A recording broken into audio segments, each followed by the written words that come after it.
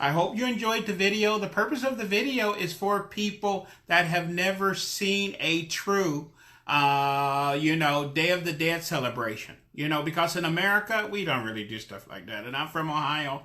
I never seen anything like that before. And now I live along the Mexican border. And Day of the Dead, or Dia de Muerte, is actually celebrated in 10 different countries. It comes on different days, all around the same time of year. And we're going to be discussing all these different days because variations of this been going back for thousands of years. And we're going to be discussing what people are doing now, what they're doing in Mexico, and a lot of things. But at first, I wanted to show the modern celebration, which is Dia de Muerte, and what we call Halloween, and explain what all these days are all about. And today, a lot of times I'm by myself on Tuesdays, so I'm going to do my best to try to do everything. So let's get started. I would like to welcome everyone. This is Encounters, and we're going over Dia de Muerte, Halloween, the history of everything, and we're going back always as we do to the beginning. Now, today in America, we have something called Halloween. And Halloween is nothing but a joke. Everything in America we don't take seriously. You know what I'm saying? We turn everything into making money and the whole 9 yards, and it's all about having fun. And we strip away all of the meaning behind the holiday because we don't want to get into the reason of why we're celebrating the holiday. Because America calls itself a Christian country. And Halloween is actually the last of the pagan holidays. All the pagan holidays over the last 2,000 years have been replaced by Christian holidays. And the Catholic Church have tried everything for 2,000 years to replace Day of the Dead. And they just haven't been able to do it. So they have basically given up. So now a lot of churches are now having Halloween things, or they have pumpkin patches, or they're just joining the party. If you can't, defeat them, you might as well join them. And the closest we have come to replacing Halloween is the day after Halloween is where you have All Saints Day. And that is what they tried to turn the holiday into before. It is into, instead of celebrating the dead, you would celebrate the dead saints. That didn't go over too well. So we're still doing Halloween. Now, our version of Halloween, it goes back to what they was doing what they was doing in Ireland. We have talked before about these worlds, the worlds of the living and the world of the spirits, or the world of the dead, whatever you want to call it. These two worlds are normally separate, and there's that space in between, which is called neither world, or purgatory, or whatever you want to call it, because it's not in either world. Okay. Now, what happens is twice a year, these worlds actually touch each other. And they touch each other the day before November, which is called November's Eve, which is what Halloween used to be called. Okay. And it touches the day before May, which is May's Eve. So you have November's Eve, which is Halloween, and May's Eve. And those are the days that those two worlds touch. Now, on the one of November Eve is around that time, all over the world, you have these celebrations.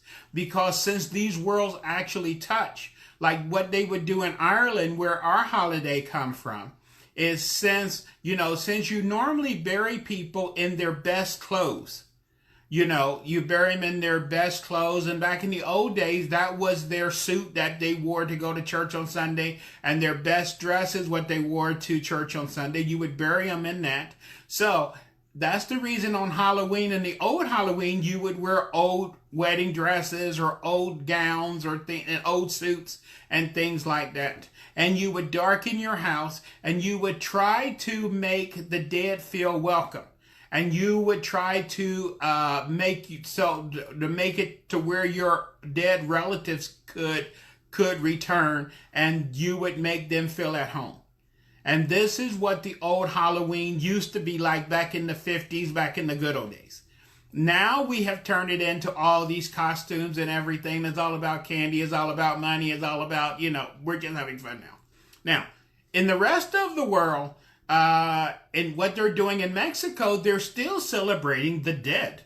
Okay. Now, the old Mexican way, as you saw today, they're still setting up the shrines for their family, and they're, again, wanting their families to be remembered on that day where the world touches. So they set up a shrine for their loved ones, and they want to worship them.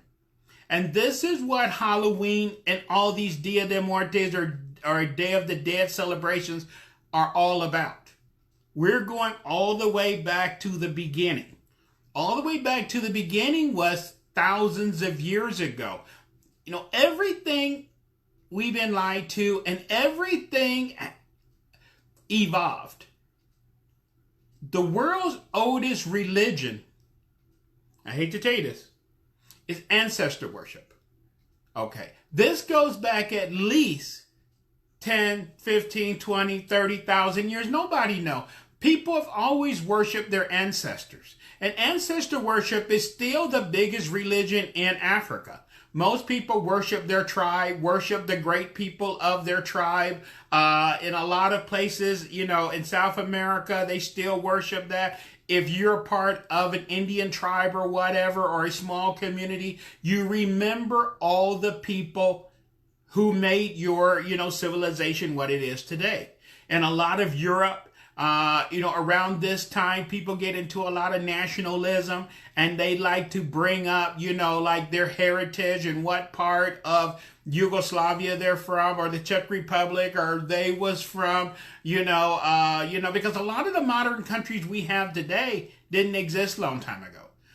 Like today you might be from Germany, but, Germany didn't exist 100 years ago. You was from Bavaria or whatever, and mostly, people used to stick in their area. Today, people are all moving all around. So this is what, these holidays go back to, that people have always tried to worship their ancestor, worship, all of the great people from their history and whatever. And this is actually the world's oldest religion. See, religion actually evolved over thousands of years. First, we had ancestor worship, and then we started to worship, nature. And then we started to worship the earth, because the earth is the giver of life and everything comes from the earth. Then we started to worship invisible beings that we thought was controlling the earth, ghosts, spirits, whatever. And then we got into the worship of the all-powerful, which we now call the God. Okay, but the worship of God is kind of new. That only goes back a few thousand years. But ancestor worship goes back to the very beginning. Ever since there was the first group or first tribe or whatever, people always worship where they came from and worship their ancestors. Okay. Now today, since the whole world is mixing together and we're becoming like a spaghetti bowl of everybody, especially in America. When you do that DNA test that you're talking about on TV, they say, oh, you are 10% this and 10% that and 5% this and 20% that. And okay, you're just, okay. We don't want to go there. Okay. In Europe, they don't play that. Okay. They want to be 100% French, 100% this, 100% that. In America, we just but this is buffet. Okay. And we actually enjoy that we are a little bit of everything. And that's the problem that they have on the census question. When they say, name your nationality, a lot of people check 3, 4, 5 different boxes. We just check. You might as well just check them all. You're going to have a good old time. Okay. But anyway, it's all good. But this is what these days are all about. And in Mexico, they're still doing ancestor worship. This is why they set up the shrines for their dead relatives, and they actually do it that way. And in old Mexico, just like they do in Oriental countries. You go way beyond just worshiping your ancestors. On the Day of the Dead, they actually go to the cemetery and they actually have cookouts at the cemetery and they do the whole 9 yards, because they bring food to the cemetery because they're going to eat dinner with their dead dad and dead grandmother and this and that, and they doing it at the cemetery. And this is what they do in a lot of countries. Okay. And, you know, and this is called different things all over the world, but it's the thing of respect of where you came from. Okay. In America, we have just lost a lot of respect. Things have slipped through the cracks, and, you know, we don't have that respect that we used to. But, you know, in a lot of the world, you know, people take their heritage and their nationality very, very serious.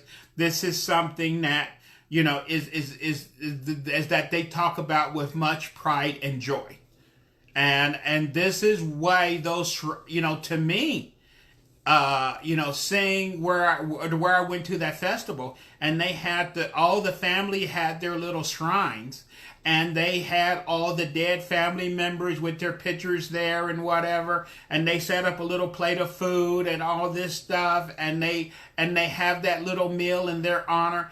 It's a way of doing that. Okay. Now, this is also, but how people handle death is different all over the world. There is no correct way. It's like in Western Africa. When person die, they actually go through, which they had to cut down because of the spreading of diseases and everything. But back in the good old days in East Africa, when a person died, you had to wash the body and dress the body and all this stuff. And it was a family thing of getting the person ready to be buried. And even in the 1800s in America, what they would do, which we don't want to talk about, but you can Google this. When a person would die in the 1800s, before they was buried, people would take pictures of the dead person, and they would prop the dead person up, and you could, in a chair, and you could actually sit with them in the chair, and you could take a picture with your dead daddy. You know, that's kind of cute. We don't kind of, you know, we would kind of frown on things like that today. I wonder why. But back in the old days, people was doing all kind of stuff. You know, but today, death is considered not exactly bad, but we consider death to be a very sad event, especially in modern society. But this is not true everywhere. If you go to New Orleans, when a person dies, you throw actually a celebration for that person. And this comes out directly out of Africa. You know, in Africa, in a lot of parts of Africa, you have these big, giant funeral ceremonies where you have the big party and you pay for dancers and the whole 9 yards. This is big in Brazil, too. And in other places, you know, because... And even going back to slavery days, which maybe I shouldn't mention, you know, funerals was a big occasion because that was one of the few times that people was allowed to assemble. You know, we was never allowed to assemble because we might be plotting something. But if there was a funeral, especially of somebody that was very important, we was allowed to gather. So even though we was grieving, it would turn into a big dinner festival, and you got a chance to see all your relatives and nephews and all of this stuff, and it was a joyous occasion. And I remember that when I was a kid, when someone big in my family would die, and all the family from Chicago and Georgia and Atlanta would come to Ohio, and it's a funeral, but after the funeral, it's like a big giant party, and everybody's laughing and drinking and okay, so death is considered differently in different cultures. Some people, you know, in America today, death is seemed like an ending. In places like in India or whatever, you know, death is considered like a crossing of a door, where because they don't believe that death is final. They believe that death is just the ending of one chapter and the opening of another chapter. So death is seen as more like a journey. Okay, it's not like you're never going to see this person again. He's just going on a trip, and you will see him another place or another time. Okay, so death in the East is not as finite as it is in the West. Okay, but there is no correct way to do death or whatever. And the same way with, like I was listening to a program the other day. What we consider cemeteries and the whole 9 yards that we have today, this does not exist until like 150 years ago, almost 200 years ago. You didn't basically have cemeteries, and mostly in Europe, people was buried in mass graves. Okay.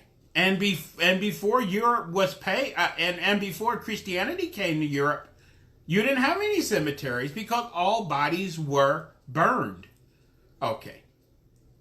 You only, when Europe converted to Christianity, you couldn't cremate the body because a person needed their body in the afterlife since they was going to be resurrected. And that's when you started burying people in Europe. And this was a big thing that was back in the 50s when the Catholic Church finally said you could get cremated, because before Christians couldn't be cremated. And, and in a lot of the world, it was the same thing, So, death is viewed in different ways all over the world. And death in life is considered one. And there is no right way or wrong way to look at it. And if you meet people from all over the world, how they express, the ending of life and the beginning of life there is no right way. And as long as and to me, I believe that, life is a journey. As I have said on this program 100 times. We left God as a speck of living energy. Our goal is to go through every form of life, every form of creation, and to return to Him as a splitting image of ourselves. A splitting image of Him, I should say. So the point is, we're on a journey. Okay. And this journey might take 1,000,000 years or 1,000,000,000 years or whatever, because to God, time doesn't exist. But I am here at this particular time and at this particular point in history. But it is a journey. It is not an end. And, okay. And death has, but it's amazing when you meet people from different parts of the world, how they view, things like that. But especially in Mexico, they go through major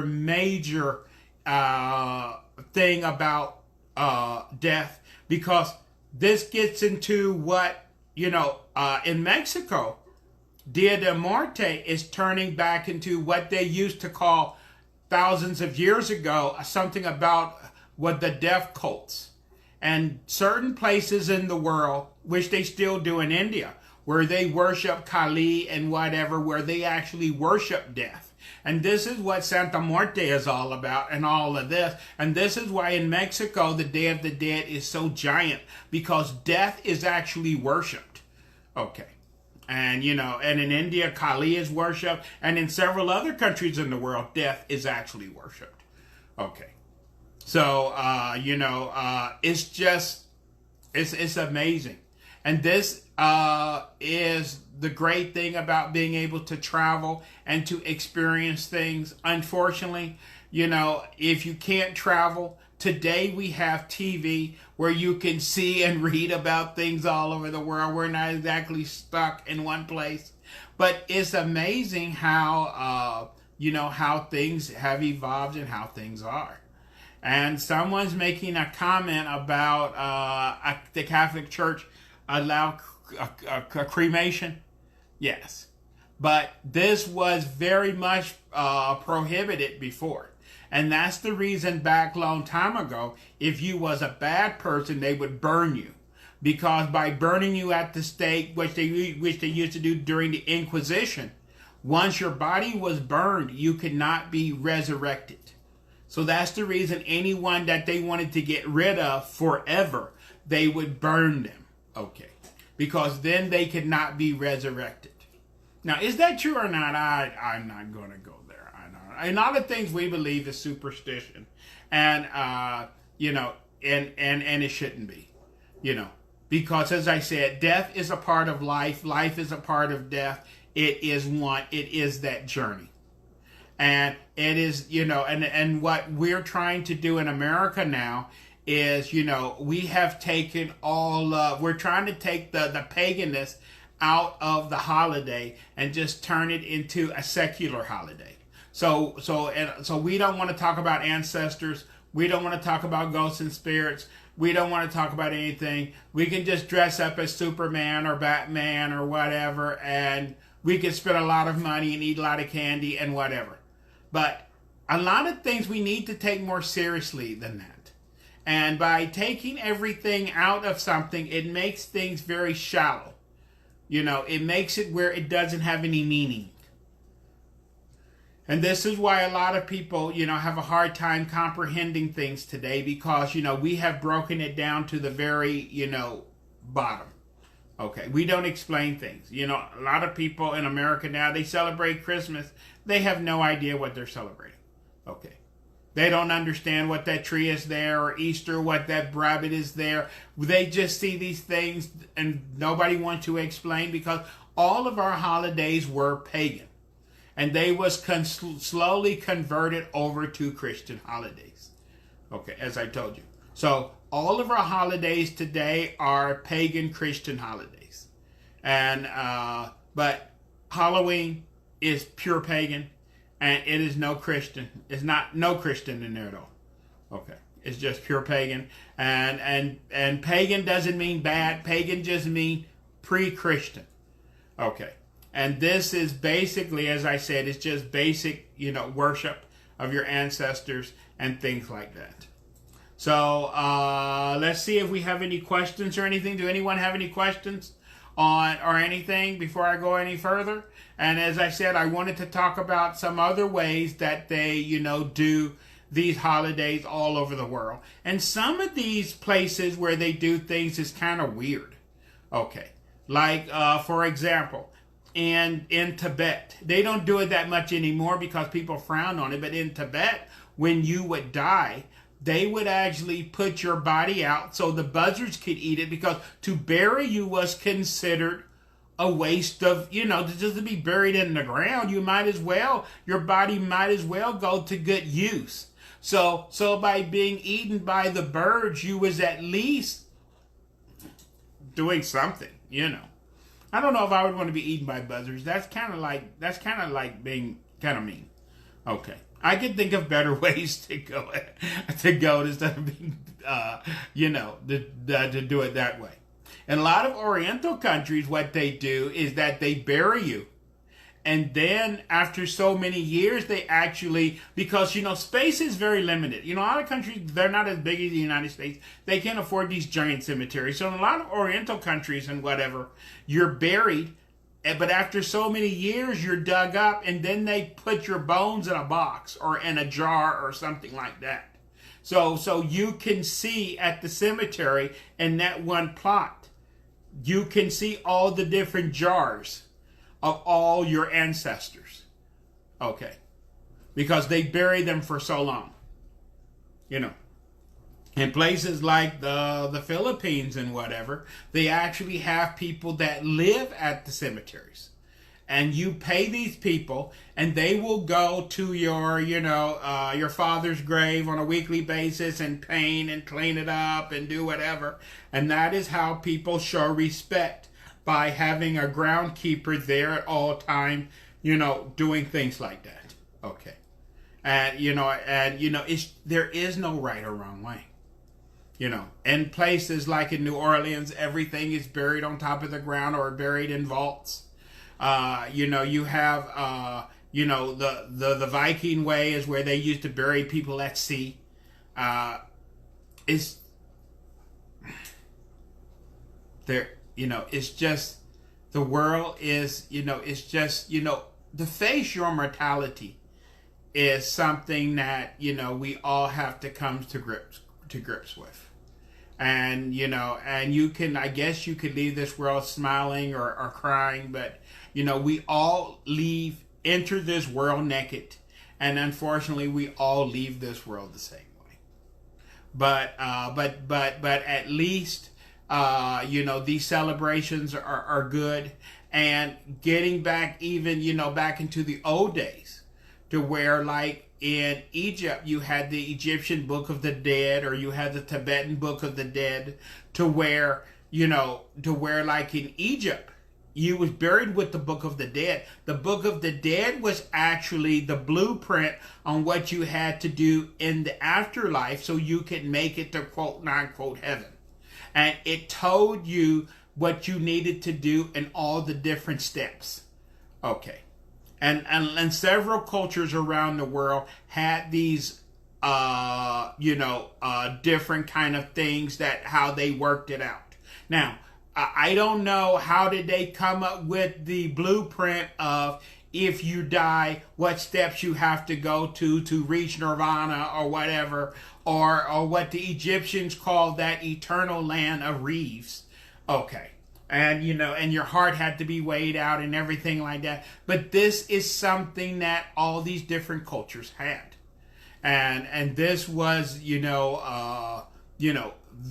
very, very detailed. As I said, the two best known of those is the Egyptian Book of the Dead and the Tibetan Book of the Dead. Some groups today, like, Jehovah's Witness or several other groups today, believe when you die, you actually just sleep. You don't go anywhere. Some groups believe that when you die, you're actually judged and you go up or down or whatever, and that's what, where the thing about, because if you're just asleep, if we all die and just go to sleep, then why is there all these ghosts roaming around? How come they're not asleep? Okay. So, but Houdini promised he was going to go and figure this out and come back and tell us all.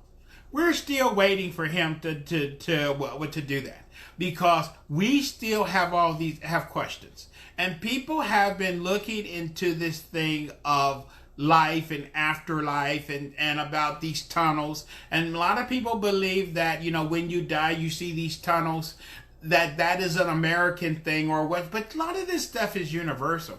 You can go all over the world, and people been expressing the same thoughts and same ideas for thousands and thousands of years. People have always talked about when you're close to death that you see loved ones and you see relatives and you see, which is in code, people that you don't know. Okay.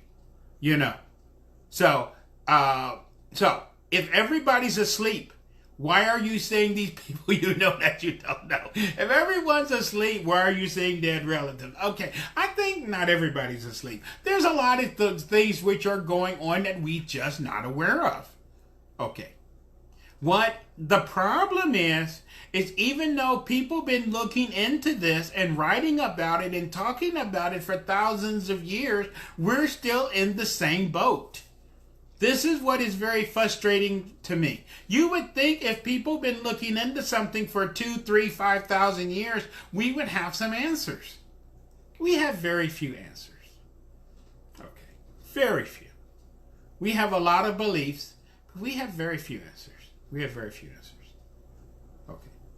And this is what we need to change.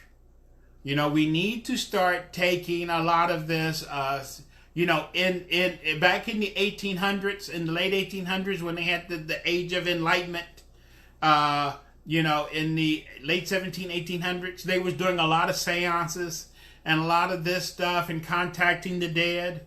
And, some people are still doing this today. Yes, there was some fake people doing stuff that they shouldn't be doing. But a lot of these people A lot of this stuff was documented. And this was proven to work. Because some of these people who could contact people, like I know there's one guy who got this radio and he can contact people, but anyway, we're not talking about that. But anyway, some of these people who can contact people, they can tell people details about things. And I knew this guy in Dallas when I was up there. He was very deep into that. And he had a big office. He had this big complex. And what he would do, he was a medium. And he would fly all over the country. Because if one of your relatives died or your mother or father died and you didn't know where the wheel was or where this was, he could contact them and he could tell you. And people would pay him the giant money. So maybe he was, I'm not going to say he was faking. I'm not going to say we could really do it. But he was making the money. Okay. And this thing, the same thing with necromancy, which is contacting the dead and working the dead. This been documented thousands of times. And necromancy goes back at least 10,000 years. And this is how, again today, even though we say this is all fake, they're just tricking people. Today, necromancy and all of this stuff is still how a lot of things are found. Because if you're looking for a ship that sunk 350 years ago, and that ship had, 20 tons of gold on there, you don't know where that thing is. It left the Caribbean, it was going back to Spain, and it didn't make it. And there's people out there that have found several sunken ships. They're cheating. Okay. Because what they use is the magic trick of necromancy. They try to contact somebody who was on that ship. Because if you went down with the ship and is a ghost, some of these people can contact them, and some of these people have an idea of where their ship went down. And they just happen to go in the middle of the ocean, and they start digging, and 40, 50, 100 feet below the sand, they just happen to find that sunken ship. I guess they're just lucky. Or maybe they're cheating. This is the thing they've been doing in the deserts of Egypt and the deserts of Peru for hundreds of years. People walk in the desert, and all of a sudden they stop and start digging straight down. And wouldn't you know, 50, 100 feet down, you just happen to run into an ancient burial vault full of gold. I guess you're just lucky. Or maybe you're cheating. Okay. That's been going on a very, very long time. So if everyone is sleeping, and if everyone has no consciousness, and if everyone, there's so much we don't know. There's so much we don't know. Okay. So, is the dead really dead? When we leave this world, some people believe in reincarnation. Some people believe when you have one life and you're finished. We can argue, we can kill each other, we can, whatever. But people have been talking about this stuff for thousands of years, and we still don't know. Okay. But we have proven some things now. We have now proven beyond a shadow of a doubt that there is consciousness beyond our physical body. We have now, and I'm going to get into that in a minute, we have now proven that our consciousness do not reside in our brain. Okay. We have now proven this.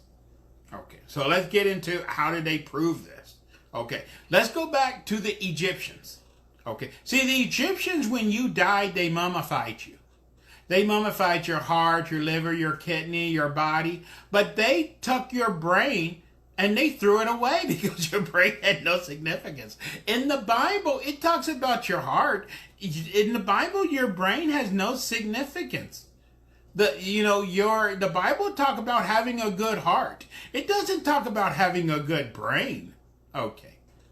The Bible does not see your brain as important either. Okay. Now, modern science believes that consciousness resides in the brain. But what they did an experiment in Europe for several years, where across Europe they put different patterns on the machines inside of hospitals.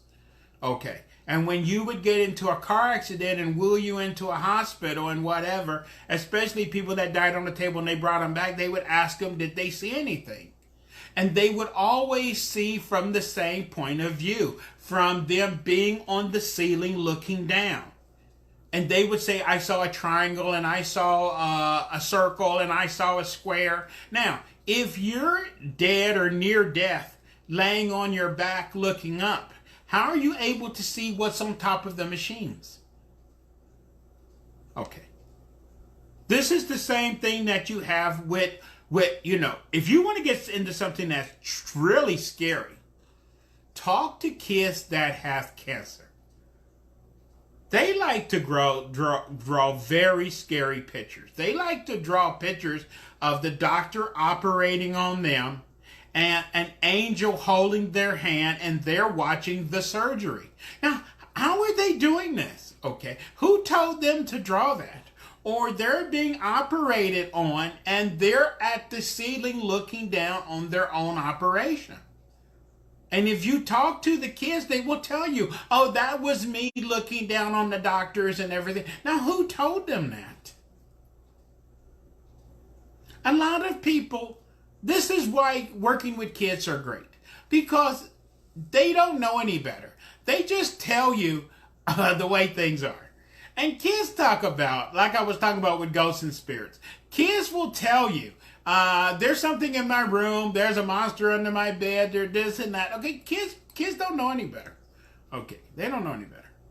And kids with cancer, they talk about, oh, there was an angel in my room last night, and he was telling me everything is going to be okay, and this and that. Okay, where are they getting all this stuff from?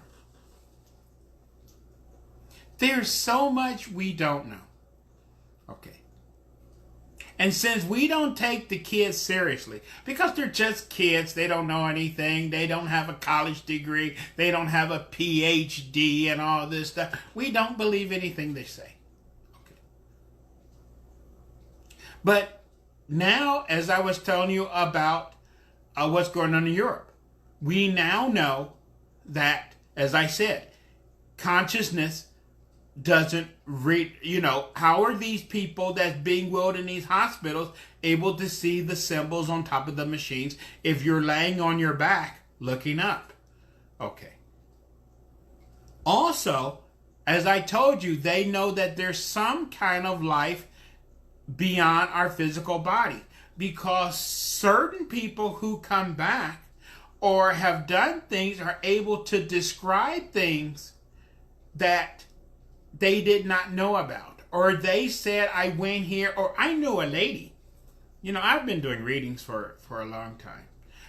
Some people have abilities where this one lady was telling me, if she's worried about one of her aunts or cousins or whatever, she can go to bed and she can visit them and check to see how they're doing.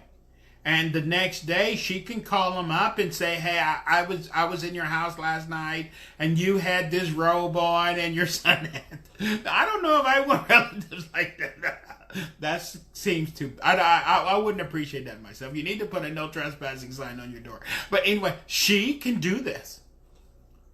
There's people with all kind of abilities out there. There's just people with all kind of abilities, which is very, very scary. Okay. But we know so little about our world, the afterlife, this and that, and whatever. Okay. And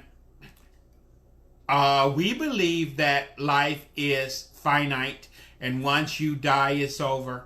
But in a lot of the world, they believe in reincarnation and that long thing. And this has been proven over and over and over again, where kids can describe... this have happened. They have written about this hundreds of times, where kids, again, they don't know any better. This kid keeps talking about his other mom and where he used to live and how he died. And you get tired of this kid talking crazy, so you go to prove him wrong. and you discovered that that lady lived over there 20 years ago, had a kid by that name, and the kid died, he was hit by a car to wait. Oh my, this stuff is very scary. Okay. And this stuff has been documented so many times all over the world. Okay. Because some kids can remember their previous life. So how can you fake that? How can you tell a 5-year-old kid, we're going to come up with this fake story? You can't do that. Okay. And so many times these kids, they can describe everything. And since we're talking crazy, this is something that, I'm not saying you should do this because I'm not a big fan of hypnotism. And I said, hypnotism, the mind is a box, and we don't know how the mind works. And hypnotism get into crazy stuff that we don't know about, because a hypnotist can hypnotize you. And he can say, I'm burning you with a cigarette, and touch you with a pencil, and you form a burn mark. He can say, I'm cutting you with a razor blade, and touch you with a piece of paper, and you start bleeding. So we don't know what's going on. Okay. Reality doesn't always exist the way we think it does. But one thing that has been proven in hypnotism several times, they can go back. They can say, I'm going to take you back to where you was 20 years old, 15 years old, 3 years old. Describe where you are. And the person can describe when they was 3 years old. They can describe what was going on when they was 10 years old. But something that they don't like to talk about. Some hypnotists will get into negative years. We're going back, you're only 30 years old. And they're going back 50 years, 80 years. And then they say, tell me where you at. And some people can talk about where they're at. And they say, I'm this, and I'm in this village, and I was a fisherman, and that's very scary. That's very, very, very scary. Very scary. Okay. How can you get into negative years under hypnotism? And some people, and when you hit some people, when you say, if a person's 30 years old, and you say, tell me where were you 40 years ago, they say, I'm nowhere. It's all black. There's nothing. Go back 50 years. Okay, I can remember. 50 years, I was an old man, I was here, I was this, and okay. See, there's so much we don't understand. Okay. There's so much we don't understand. Okay. But you would think people would want to investigate that. Or maybe they don't, because that has nothing to do with the stock market going up. That has nothing to do with Halloween sales. That has nothing to do with, Christmas is only, 2 months away. So if it's not an economic incentive, that has nothing to do with the latest iPhone coming out. So no one cares. That is how shallow our lives are, unfortunately. We get into the petty BS of life, and that's the only thing that we care about. And I still got like a few minutes left, so we're going to talk about one last thing. So you can be biting your nails. In these shows, I always try to give you something to be tossing and turning about at night so you can't sleep good. Okay, let me tell you something to give you something. Okay, since we was talking about death, we're going to leave on a good note so you can be biting your nails until tomorrow. Okay. At the end of your life, it doesn't make any difference if you die at, 15, 20, 30, 70, 80, whatever. We all heard that at the end of your life, you have to answer for your life. What does that mean? If you got to answer, what they're going to ask you? How many kids you got? What was your credit score? How many Dallas Cowboy games did you see in your lifetime? Okay. No one cares. Okay. What was the square footage of your house? No one cares. Because you entered this world naked and you will leave naked. The only thing they care about when you leave here and you got to answer for your life is 3 things. They want to know 3 things that you have to answer. And this is what you need to worry about. Okay. Because they only care about something called progression. Mental progression, spiritual progression, and emotional progression. You're supposed to be moving forward. Mentally, spiritually, and emotionally.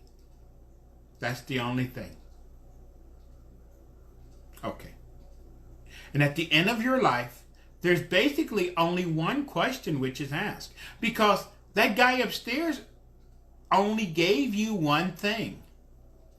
He didn't give you a car. He didn't. You wasn't born in an Lexus. You wasn't born under a bridge. He only gave you something called life.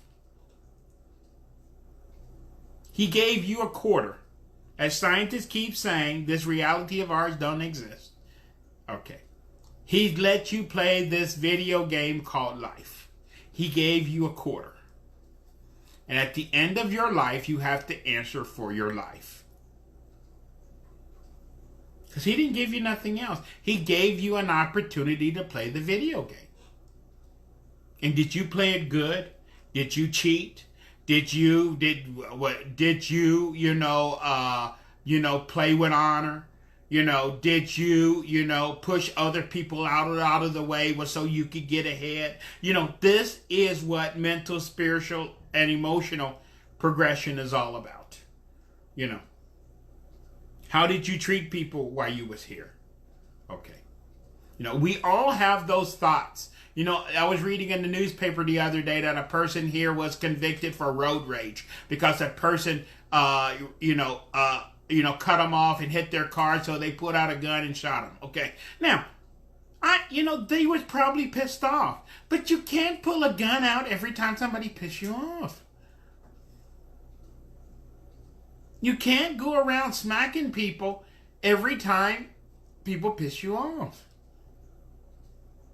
We need to count to 10. Sometimes we need to count to 100. You know what I'm saying? Okay. And maybe we don't care for the neighbor next door or those people down the street. Do that mean that we need to be calling the police on them? No, okay. See, we got all this crazy enough stuff going on in our heads. We need to, think about all of this stuff. Because we think no one sees what we're doing. That's what I do when I tell readings. I tell people that everything you do in life is recorded. You got to answer. So, think about that on a daily basis. When you get ready to steal that thing that's not yours, or when you get ready to do whatever, you say, oh, they'll never catch me. Remember, it's all being recorded. And the best we can do in life is at the end of our life, don't matter if we live to be 35 years old or 95 years old, is to be able to say, I did my best. Okay. And if you do your best, and this is, anywhere in life, the best you can do is the best you can do. And if you did your best, and the best you can do is live in a trailer, and and you got your little stuff, or your best, or you cheated and you got that big giant house, you might say, well, it's better to cheat because at least I got the big mansion. Okay, no. Okay. We're all going to leave the same way naked. And we're going to have to answer for our life. So this is what we need to keep important. And remember, family, friends, and all we have at the end of our life is our memories. And if you stabbed everybody in the back and treated everybody like dirt, you're not going to have a lot of good memories at the end of your life. Okay. So you need to keep that in mind. And maybe, hopefully, when you go, somebody will have a picture of you. And I thought it was very moving that people thought so much about some of their family members that they would make a little shrine for them and whatever. I don't think I'm going to get one at my death. But maybe the cats will make a little shrine for me or whatever. But that would be nice. Okay. It means somebody cared about you that